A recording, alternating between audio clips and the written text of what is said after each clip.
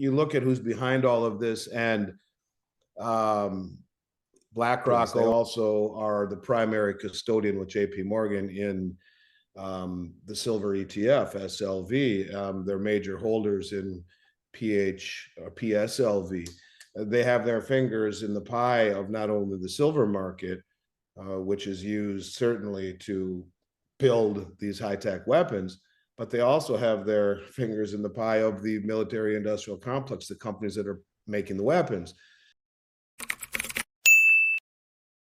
Yeah, silver at 13-year highs. It's the third time, to my knowledge, in history it's ever been this high. To me, the biggest takeaway from the price appreciation, and I'm not crazy enough to believe that we won't see corrections along the way, or it'll be easy, is that we're seeing huge deliveries into COMEX preceding these price rises. And although we're seeing the commercial bank short position creep up again, which makes me nervous, when we see the largest delivery in the history of the COMEX market happen for silver and gold in the May contract, it tells me that the people who are not only sophisticated and wealthy enough to do this and to stand for delivery and to remove counterparty risk and to say, we don't want to play the long game with contracts, we want to stand for delivery instead, is a big deal, because these people know the information. They're closest to it at that level. When you're talking billions of dollars in gold, as an example, in the May contract, we saw pretty damn well near $9 billion worth of gold stand for delivery, the largest ever in the May contract. But this has been, in both gold and silver, a continuing pattern that we've seen really since November. Now, of course, when you talk about on a larger scale with silver, we're seeing things happen around the globe. Of course, we talked about at length over the last several months how Russia has said, look, we're going to add it to our strategic stockpile. India has been buying silver for 5 years at a clip that really no one's ever seen, somewhere north of 800 million ounces, which would be more than the LBMA has in total, or pretty damn well near what they have in total. We're seeing China, the second largest producer in the world, fly all around South America, in particular Latin America, like Peru, that area, which is the second largest producer, or the third largest producer of silver in the world, is Peru. They've already built a deep water port in Peru, and they're doing lots of trade with them. Well, now they're going directly to the miners in Peru, and they're buying what's called doré and concentrate directly from the miners. And they're paying double what the West will for it. Doré is a crudely refined bar, as you know, and the concentrate is a sludge byproduct of mining. And they'll buy this stuff, pay double what the West will, and ship it back to China for refining.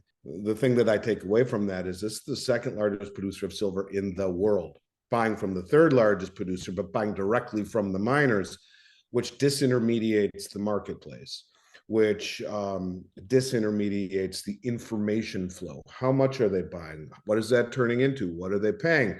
We know they're paying more than the West, and we know that they're incentivized to ship this unrefined silver halfway around the globe, refine it, which is kind of strange when you think about it coming from the second largest producer of silver in the world, that being China. So it's an interesting situation, to say the least. But what's different, Slayer, about everything else is that the U.S. is now involved and importing copious amounts of it. Who's importing it? Who's responsible for taking delivery of the largest delivery in the history of the COMEX? That's a question that really no one can answer at this point. Well, some can, none of us can. But I think it's don't pay attention to the price, even though the price is going parabolic.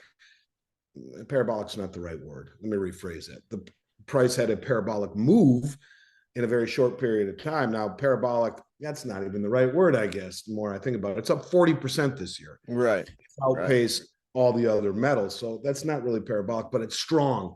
It could be the parabolic move coming that we're all expecting, where it blows through 50 and then keeps on going, just based upon the price ratio of the past 100+ years is coming out of the ground at 7-to-1, but it's priced now, it's broken that 100-to-1 ratio level down in the 90s, But if you look at what it's averaged, its price average, literally the last 100+ years, it's about 45 to 1. So if you take gold right now at 33.30 and divide that by 45, 33.30 divided by 45, you get $74. Yeah. So silver should be $74 an ounce. Now, that's 6 times higher than it's coming out of the ground at. So 33.30 divided by 7, according to Keith Neumeyer, and what do you get? You get 33.30 divided by 7, 475. Now, if you told me silver was $475 an ounce next year, I would say that's pretty damn aggressive. Probably not going to happen. But from a standpoint of its ratio in relation to how much gold versus how much silver is coming out of the ground, I guess it would be a logical statement. But to say that it's priced right now at a 92 to 1 ratio, with the demand that we're seeing, I would say it's the value of a generation. And I think it's just getting going. Now we'll see what happens here, but I really think we've seen a weekly close above 36. We need to see it close monthly above 36. Yes. $35 level. The interesting thing about that $35 level is that there have been, I want to say, let me see the number. There have been, I want to say, 7 breakout attempts. That's right. I wrote this down the other day. 7 breakout attempts at 35 since 2011. They've all failed. The fact that it's broken out above 35 right now is a significant event, and we'll see where it finishes here. We got the Fed numbers coming up and the non-farm payrolls, all of the key pivot points where the players like to suppress and short the price and knock it down. But there's so much physical demand right now that's standing for delivery. It's as stupid as a mud wall to be on the wrong side of this in a naked short position.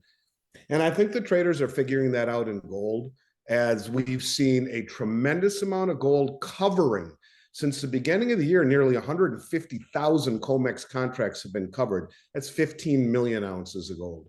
And this is why we see gold continuing to march higher no matter what the news is.